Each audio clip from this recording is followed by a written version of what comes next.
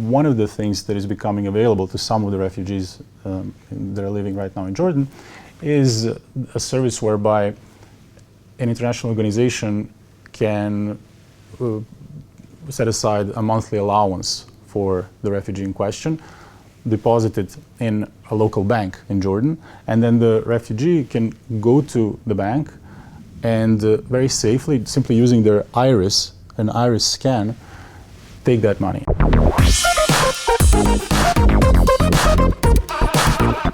So Milos, what kind of technologies are refugees using to escape war-torn countries and make their way westward to Europe? Well, first of all, one of the misconceptions that a lot of people, especially in the West, have about the refugees that are making their way westwards is that they are in some way different in their consumption of technologies and just digital media to us, which is sometimes the case, but usually not really. They are just people of our age. A lot of them have smartphones, and a lot of them are using those smartphones to do anything that you and I would be doing in their situation. So they use social media, they use messaging and different communication apps to stay in touch with people back home, to look for important information with regard to their journey onwards. So which route to take, where to go, which routes are perhaps blocked or more dangerous, which are the places where perhaps they could get supplies or some new information. So anything that actually you would pretty much expect. They inform themselves, so they follow different media sources. And I suppose one of the reasons why we don't know so much in depth, or the average person doesn't know so much in depth about the tools that they use, is the language barrier. So these people typically speak obviously their own native language, so that's either Arabic for Syrian refugees or Dari or Farsi for the Afghan refugees.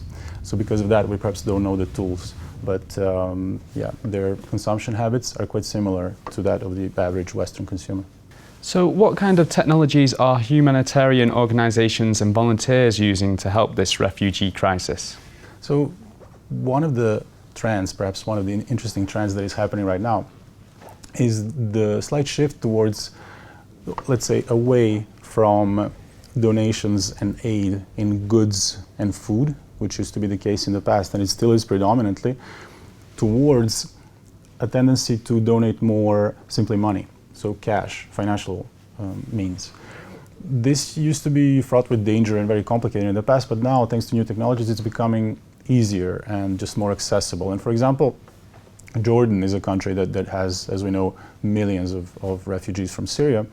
One of the things that is becoming available to some of the refugees that are living right now in Jordan is a service whereby an international organization can set aside a monthly allowance for the refugee in question, deposit it in a local bank in Jordan, and then the refugee can go to the bank and very safely, simply using their iris, an iris scan, take that money and then use it however they choose. This is an advancement because people can obviously, with the money that they have, first of all, they feel a bit more freedom, but then also they can choose how they invest that money, so they don't necessarily receive goods that they might not want or need.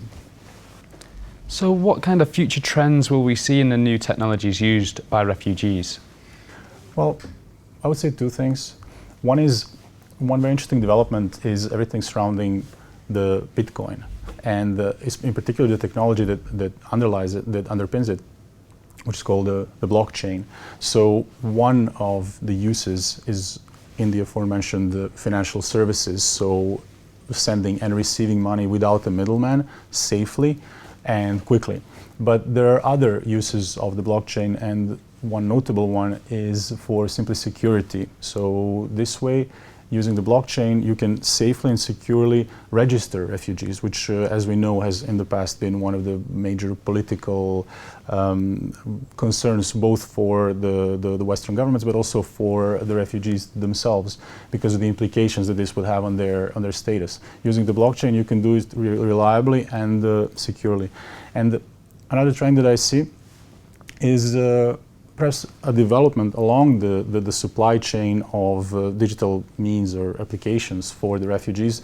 So not necessarily only tools that help them get from A to B, so get from wherever they are, they happen to be in the Middle East, to their target country, but also some tools that would help them find a way around this new country. So perhaps from learning the cultural norms and habits, to integrating into the society, to simply understanding how the different laws and how the legal system works, their rights, their obligations, etc. That's another trend that I see.